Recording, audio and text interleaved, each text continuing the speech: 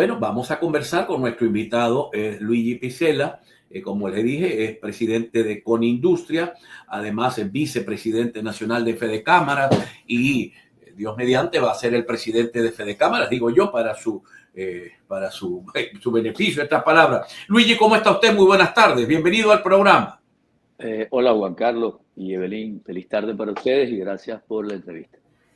Bueno, muchísimas gracias. La noticia, la pregunta obligada tiene que ver con estas sanciones secundarias un tanto extrañas que Estados Unidos ahora ha impuesto, no sobre Venezuela, porque la sanción no es directa sobre Venezuela, es directa sobre los países que hagan negocios con petróleo y gas venezolano. Quisiera saber sus consideraciones al respecto. Lo que te puedo decir, y no es lo que yo diga, sino es lo que está a la vista, es que durante 7 años se le aplicaron sanciones a Venezuela y su objetivo no fue logrado. Lo que se logró fue un daño para el país, para sus habitantes. Y es por ello que nosotros hace mucho tiempo decíamos que lo que queríamos era que no solo se flexibilizaran las sanciones, sino más bien que se eliminaran. Es un petitorio que nosotros venimos haciendo y que las mismas sí han hecho daño al país, a los habitantes, a las industrias, y no solo de manera directa, sino también indirecta. Fíjate que nosotros no estamos sancionados, Juan Carlos, me refiero a la empresa privada, no cierran cuentas, nos cuesta mucho tratar de bancarizar y pagarle a un proveedor, perdemos proveedores, si quieres traer algún repuesto no es sencillo, alguna maquinaria. Entonces, en fin, ratificamos lo que siempre hemos dicho, las sanciones no cumplieron su objetivo. Mira, quisiera preguntarte algo que es muy común que la gente diga, quizás un poquito colateral con lo que acabas de decir, que es, la gente dice, pero si las ciudades están llenas de camionetotas y la gente trae carros Maserati y la gente trae televisores, aquí no hay sanciones. Un poco para que seas tú, empresario, quien nos diga cómo diferenciar estas cosas. ¿Quién es el que está sancionado y quién es el que no está sancionado? ¿Qué puedes traer tú como importador y qué podrá traer el gobierno venezolano como importador? Es una excelente pregunta porque así la hacen, ¿no? ¿Y qué sucede? El que trae las camionetas no es el Estado, es un privado, es alguien que las importa, al igual que nosotros también importamos con mucha dificultad lo que queremos traer y nos encarece, porque cada vez que va a hacer una transferencia nosotros no tenemos SWIFT. Pero para que la gente nos entienda, en el año 2020, en plena pandemia, Juan Carlos, el Fondo Monetario Internacional a sus países miembros le adjudicó una cantidad de dinero. A nosotros nos correspondían 5.200 millones de dólares dedicados o se tenían que dedicar a la salud. Y la pregunta es, ¿cuántos son 5.200 millones de dólares? ¿Eso es poco o es mucho? Bueno, es el equivalente a lo que recaudó el CENIAT en el año 2023. La pregunta es, si esos ingresos hubieran entrado al país, ¿el sistema de salud estuviera mejor o estuviera peor? Aquí nos quejamos, Juan Carlos, del tema de los servicios, de la electricidad y también el tema de refinería. Pues allá en Guri, en la represa, se construyó la represa con turbinas bien compradas en Alemania, bien compradas en Estados Unidos, etcétera, etcétera. Bueno, el Estado no tiene acceso a comprar directamente esas turbinas o esos repuestos. Es decir, queremos servicio, pero no te lo pueden dar. Y las refinerías fueron construidas con tecnología de Estados Unidos. Si se quieren reparar, pues depende de ello. Entonces, es un temazo, no solo ello, el hecho de que se hubiese restringido los ingresos del país a través del petróleo por estas mismas sanciones que estamos escuchando ahorita, pues ocasionó que el Estado tuviese menos ingresos y por ende vivimos una hiperinflación en aquella época, ¿no? Donde llegamos incluso a vender hasta casi 300.000 barriles diarios. Hoy es diferente, hoy estamos alrededor de 1 millón de barriles diarios. Chevron contribuyó con un incremento en la producción petrolera alrededor de unos 250.000 barriles, pero yo también quiero hacer mención a ello. El hecho de que se vaya Chevron no implica que Venezuela deje de producir alrededor de esos 250.000 barriles diarios promedio. ¿Por qué lo digo? Bueno, en primer lugar, porque Chevron está operando esas industrias, pero con empresas y con manos venezolanas. Es decir, sí, evidentemente puede haber una merma a nivel de efectividad cuando él no esté, pero para nada significa de que esa producción, esos taladros dejen de trabajar. Adicionalmente a ello, Si no se venden directamente a Estados Unidos, bueno, tienes que dar un descuento a los otros países para venderlo. Podría implicar un descenso en los ingresos, pero también es cierto que Chevron tampoco encajaba o pagaba la totalidad de lo que se vendía porque se descontaba una deuda. Esto es parte de la respuesta de lo que estamos hablando y el anuncio que hacía Evelyn. Mira, sí, podrá sancionar a los países. Lo que pasa es que donde se está vendiendo el petróleo son países ya sancionados. No puede haber una sanción sobre sanciones en un primer lugar. Y después de ello, mira, volvemos a lo mismo. Estados Unidos necesita nuestro petróleo pesado porque esas refinerías se hicieron considerando nuestro petróleo. Es decir, nosotros hacemos voto definitivamente para que se entienda lo que aquí hay. Y si de verdad uno de los principales problemas para Estados Unidos es el tema migratorio, pues tienen que crearse las condiciones para que la gente no se vaya del país en primer lugar. Y en segundo lugar, crear las condiciones para que nuestros hermanos venezolanos cuando vengan acá estén creadas las condiciones y tengan un lugar de trabajo. Esto es con respecto a las sanciones. Estamos en total desacuerdo con todo lo que se habla, con todo lo que se informa y con todo lo que se refiere a las sanciones. Muy bien, ahora pasemos al tema de evaluación. ¿Qué está pasando? Que ya hoy es un horror ver las cifras sobre 92 bolívares un dólar y Banco Central de Venezuela, el diferencial ya sobrepasa el 30%.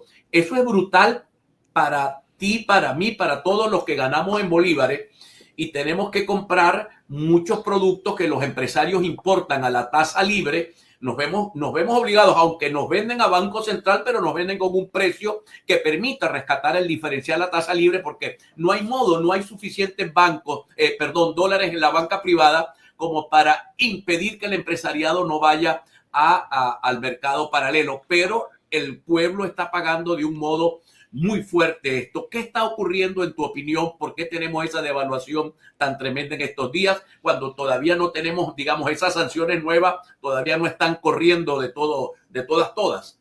Mira, el tema del dólar, y lo voy a explicar de esta manera. Durante mucho tiempo hubo una apreciación cambiaria. ¿Qué quiere decir esto? Que mientras la inflación iba por un lado, la depreciación iba por otro y era mucho menor.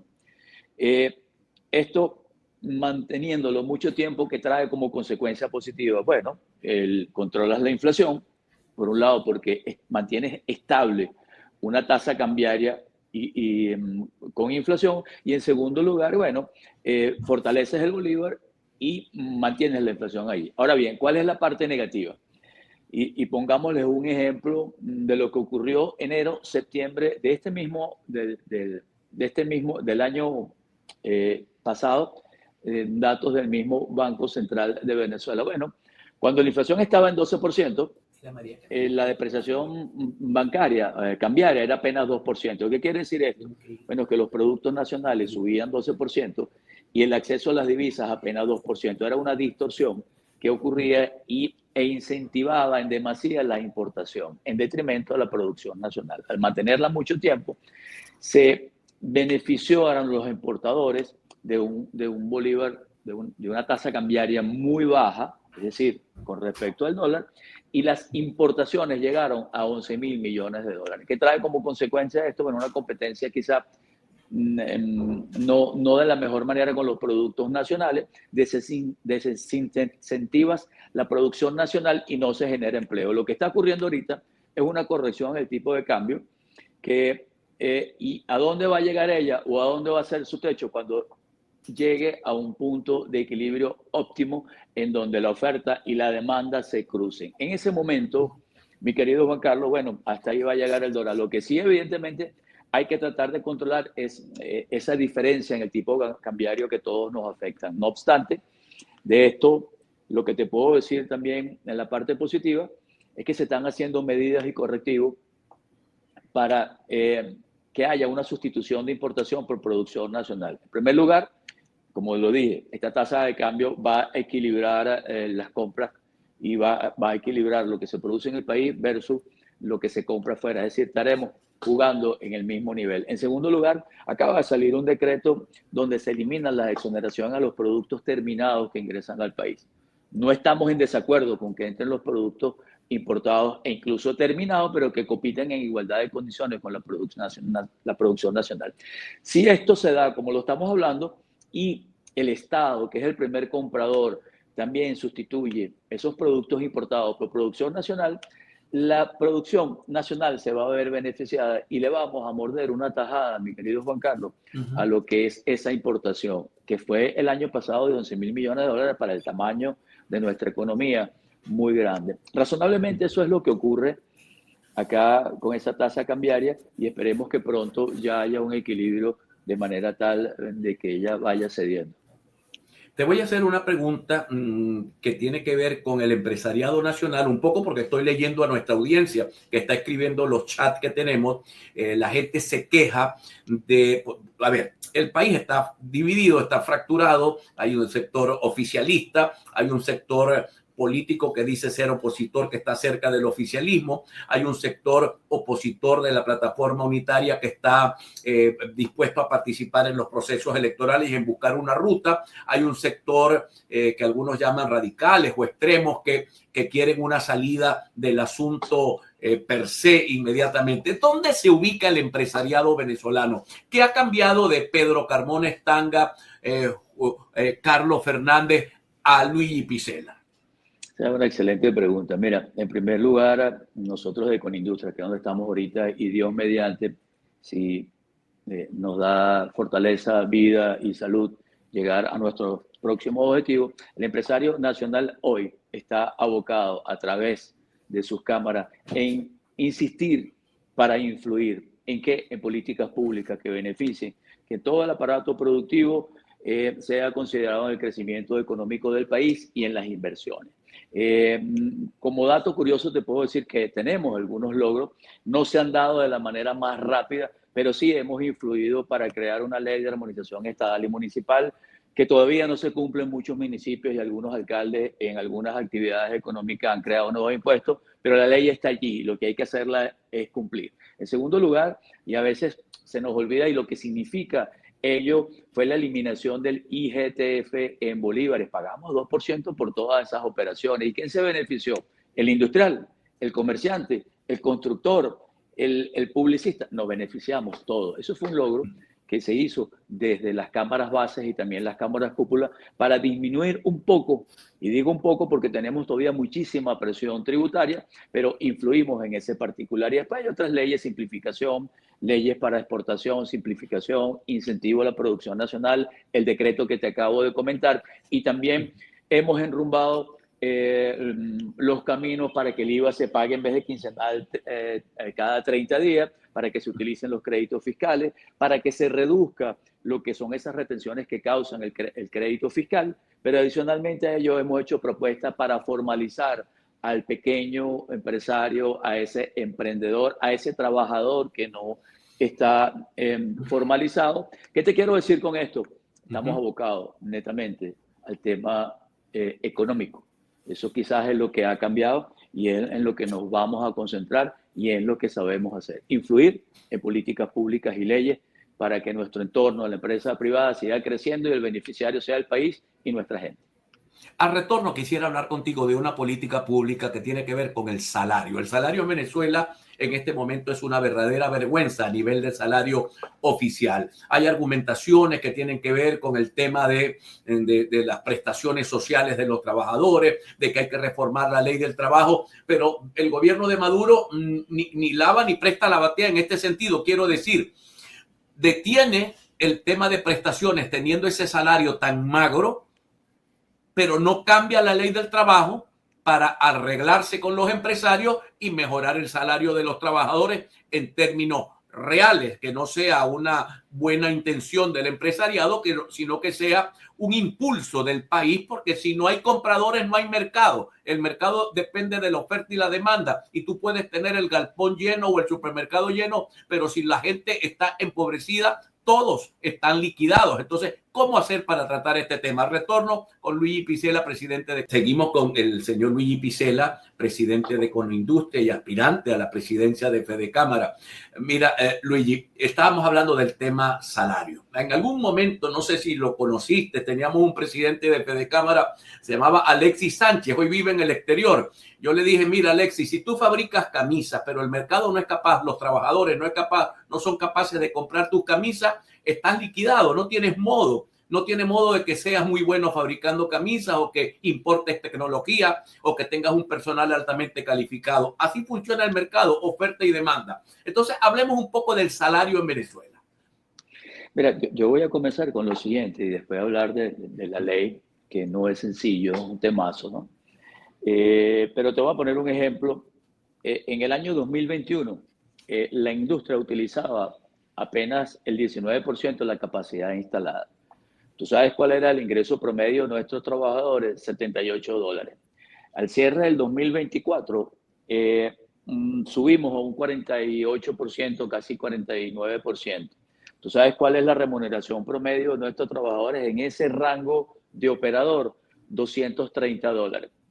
¿Qué te quiero decir con esto? En la misma medida que la industria nacional recupere utilización en la capacidad instalada y produzca, de la misma manera los trabajadores se van a beneficiar. No estamos diciendo de que estamos satisfechos con ese ingreso promedio porque es insuficiente. Lo que estoy resaltando es que ha habido un avance en ese particular. Ahora fíjate qué avance hemos logrado.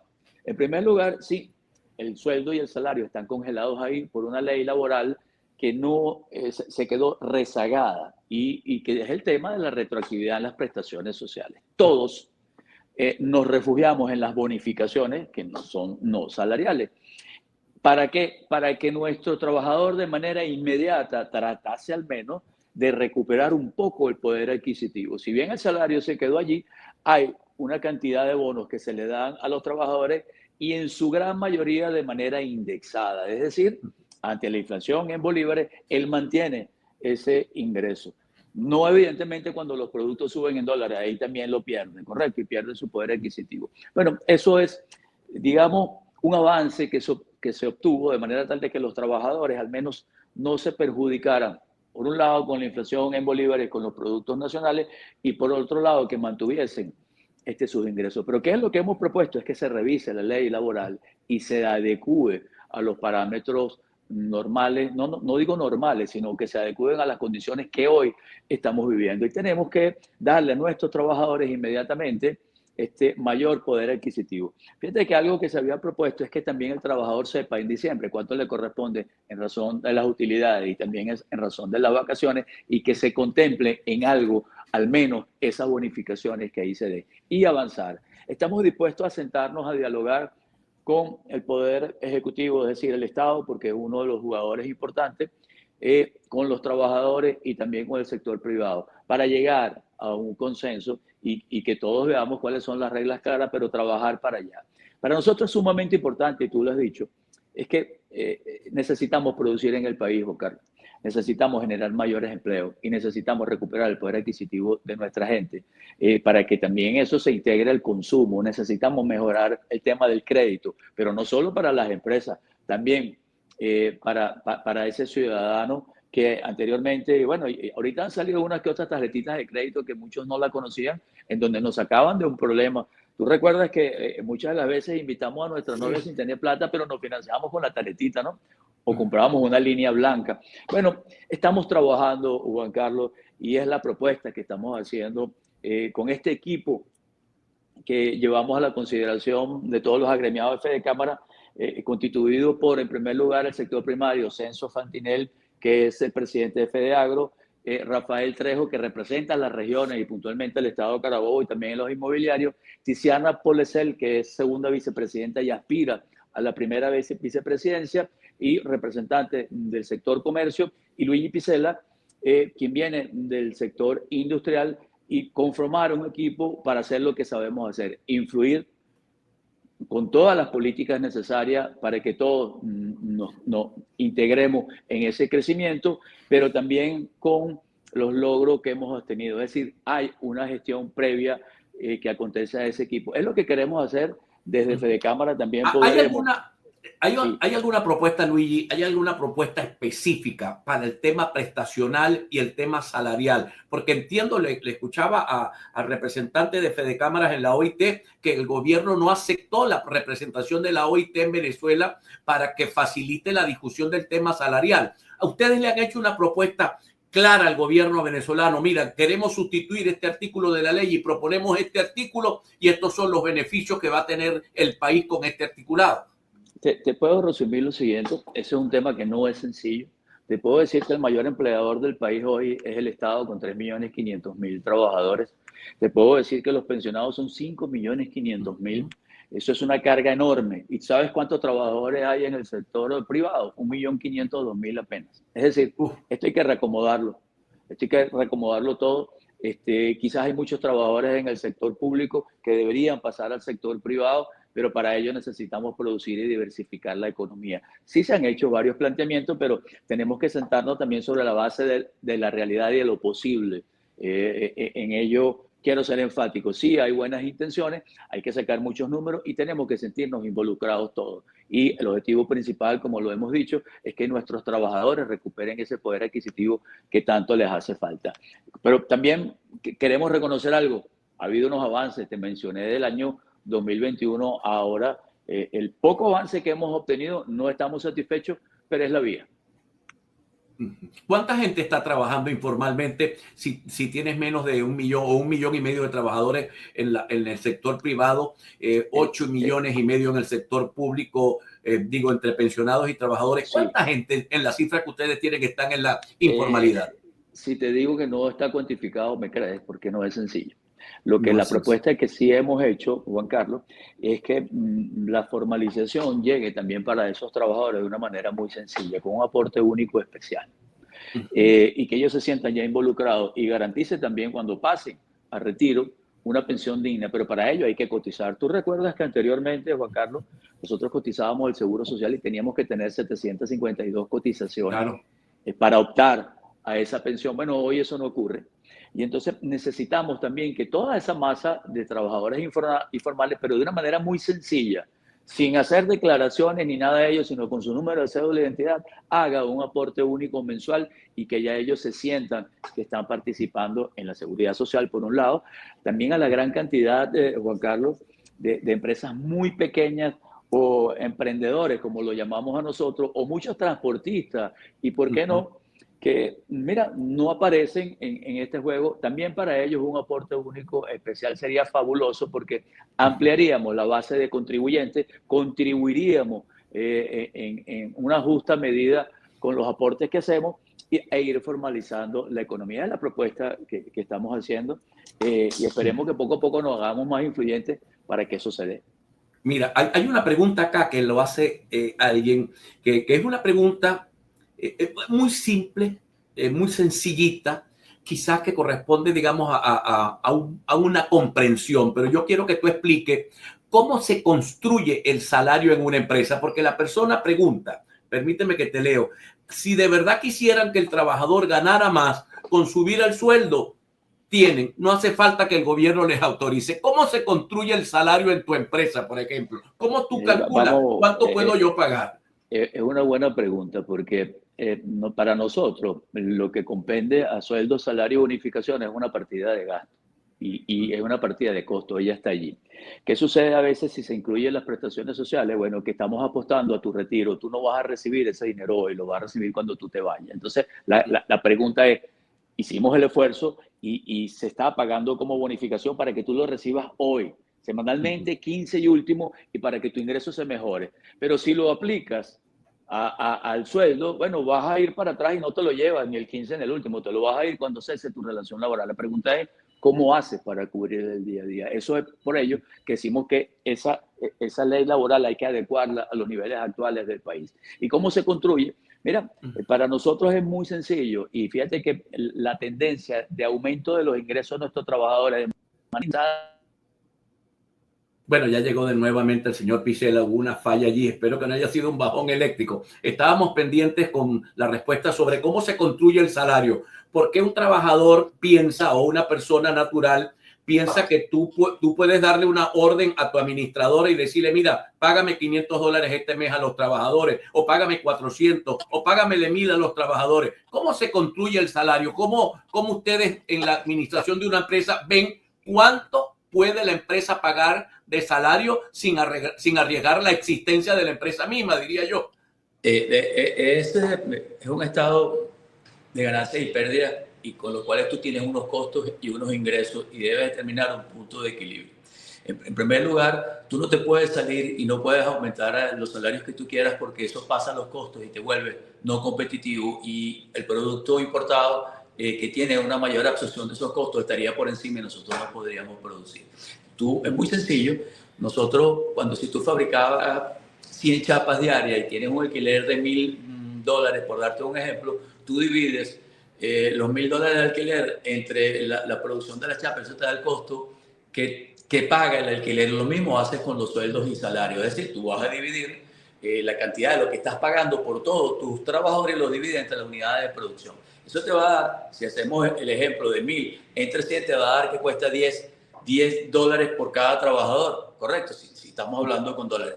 Si tú no tienes un equilibrio entre la producción y lo que tú estás pagando, tu costo va a subir. Y entonces, ¿qué estás haciendo? Tú estás trasladando la ineficiencia o un mayor costo al producto y pierdes competitividad, no se va a vender. Entonces, porque tus competidores también tendrían que hacer lo mismo, pero no solo hay competidores nacionales, Juan Carlos, hay competidores extranjeros. Entonces, por ello debe haber una armonía entre lo que tú produces y lo que le pagas a tus trabajadores. Mientras más produces, que fue el ejemplo que yo te dije, bueno, teníamos $78 utilizando el 19% de toda la capacidad instalada. Hoy, pasando a 48, estás pagando $230. Entonces, esa es la proporción óptima porque tu producto tiene que ser competitivo para seguir avanzando. Si produces más, generas más empleo, pero también este ejemplo que yo te hacía, el de las chapas y el alquiler, el de las chapas y lo que es la producción, pues divide los mismos $1,000 de alquiler o los mismos $1,000 de sueldo, en vez de 100 chapas en 1,000. Fíjate que te baja el costo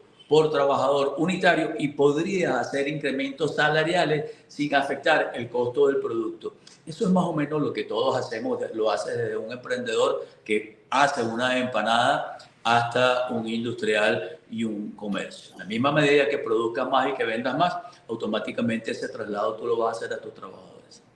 Mira, hay una pregunta que es una afirmación, pero es una afirmación que yo la voy a convertir en pregunta. Alguien dice que le des una llamadita al excelentísimo Nayib Bukele para que te dé una clase, para que nos dé una clase de cómo gerenciar un país. Salario mínimo en El Salvador, $400 y su economía depende del banano. A ver, te dejo ese trompo en la uña, diría un llanero, para que Luigi Picella nos diga por qué un país bananero, digámoslo así, bananero, y eso no es descalificativo, produce banana, paga más salario mínimo que un país que produce petróleo. Lo que tenemos que, mi querido, la persona que hizo la pregunta, es adecuar la ley a los niveles actuales. Y yo me remito no solo a detenernos en ese salario mínimo, que son 130 bolívares, sino me remito de verdad a hablar de los ingresos mínimos de los trabajadores. Hoy el ingreso mínimo de un trabajador está alrededor de $180, en algunos de los casos, en otros lo supera. Ese término de salario es el que tenemos que corregir, porque vuelvo, insisto, lo que afecta allí es la retroactividad de las prestaciones sociales. Si el señor me hace esa comparación, te podrás ir a El Salvador y vas a determinar de que lo que pagas por concepto de salario no te va a implicar 20 o 30 años hacia atrás, sino claro, es diferente, casi que te paga por hora, es por ello que es mucho mayor. En Estados Unidos también los salarios son por hora y te pagas, tú te llevas a tu casa el día 15, el día último, la totalidad de ello. Entonces no tienes una ley que eso te va a repercutir 20, 30 años hacia atrás, porque no hay producto que lo aguante, no hay empresa que pueda tener ese pasivo y seguir adelante, porque afectarían demasiado no solo los costos, sino no hay ese dinero para pagarlo. Es por ello que hemos insistido en que la ley debe revisarse y debe adecuarse a los niveles actuales. Mira, algo que dijiste hace un rato atrás, Luigi, me preocupó, que es 8,5 millones de trabajadores dependen de la administración pública, 5 millones de pensionados y 3,5 millones de trabajadores empleados.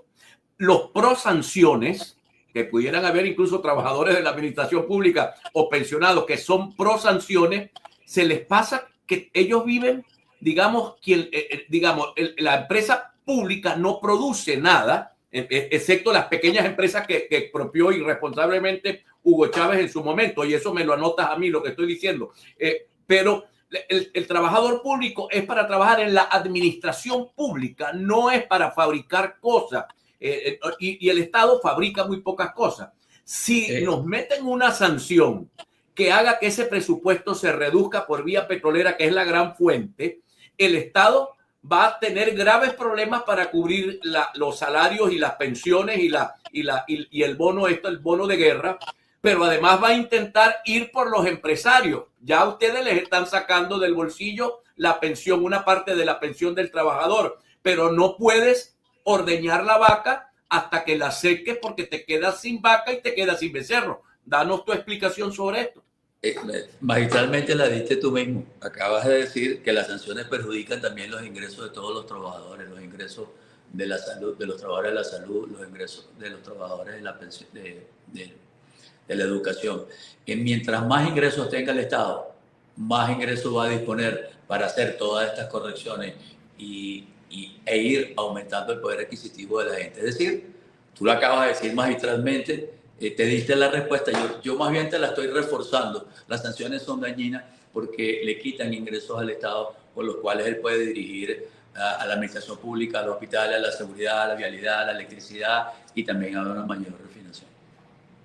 ¿Y cuánto pueden continuar pagando? Porque ustedes tienen una queja sobre la estructura impositiva venezolana que va desde la nacional hasta la municipal, que les pega muy duro, que se lleva, alguien me decía el otro día, yo no sé si era el presidente de Coanalítica, que se pudiera ir el 62% de la ganancia neta de la empresa en el tema tributario. Coméntanos si eso es cierto o en qué porcentaje pudiera estar. Tal cual, ¿no? Nosotros lo hemos evaluado también, está entre 58 y 60 bolívares, lo que tú te ganas de los 100, se dirige a los impuestos.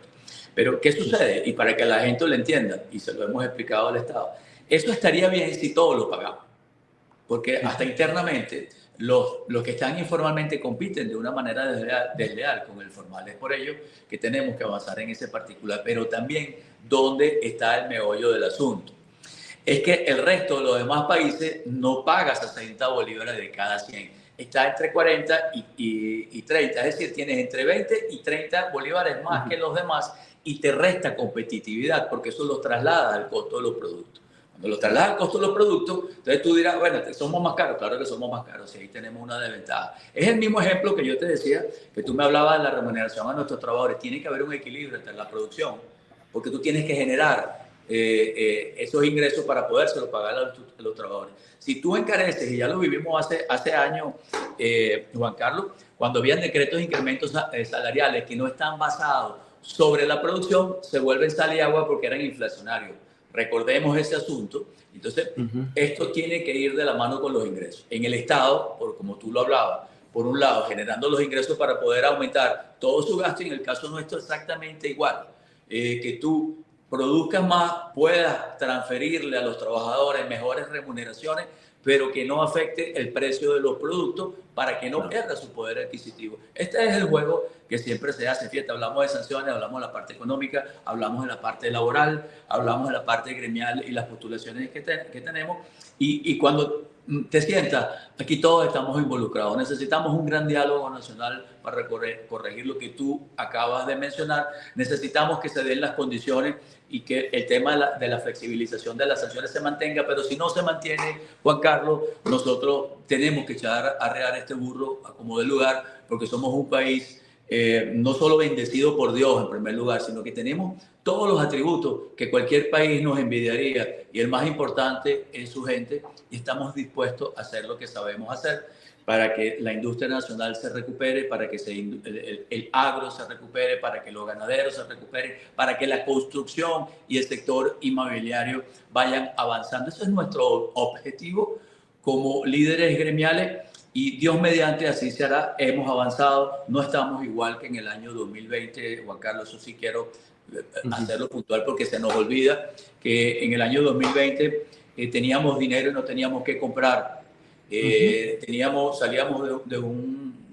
con un récipe médico y gastábamos más gasolina de lo que costaba el medicamento para poderlo comprar. Hoy, gracias a Dios, a pesar, no hemos dejado de decir los problemas, mira que lo hemos reiterado todos los problemas que hay.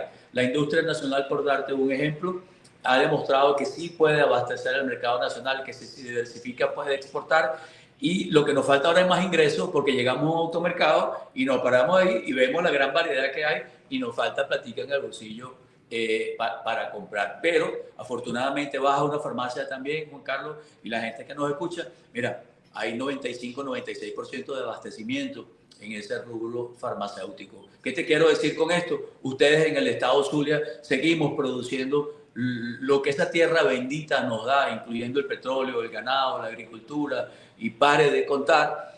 Y ese es nuestro objetivo. Para adelante es para allá. Nosotros vamos encaminados a ser un mejor país, a ser un mejor Estado, a ser mejores ciudadanos, que nuestros educadores, por Dios, tengan el ingreso que ellos se merecen, porque el país va a depender de la educación y depende de la educación. Y después también a nuestra gente de salud, que se sienten dignos, representados y honrados con sus ingresos, porque hacen una labor formidable. Bueno, muchísimas gracias, Luigi. Para nosotros ha sido un placer tenerte acá. Te deseamos éxito en tu campaña electoral. Sé que en el Zulia tienes a 2 caballos trabajando para tu candidatura, que son buenos y van a dar buenos resultados, y esperemos pues que todo funcione apropiadamente. Un abrazo, muchísimas gracias para ti. Para todos ustedes, gracias por el espacio, gracias a las personas que nos han escuchado, y dennos un voto de confianza, no lo vamos a defraudar. Estamos encaminados, sabemos lo que estamos haciendo y vamos a seguir trabajando por el Estado, por el país, por nuestra gente. Bueno, muchísimas gracias a Luigi Picella, quien es presidente de CONI.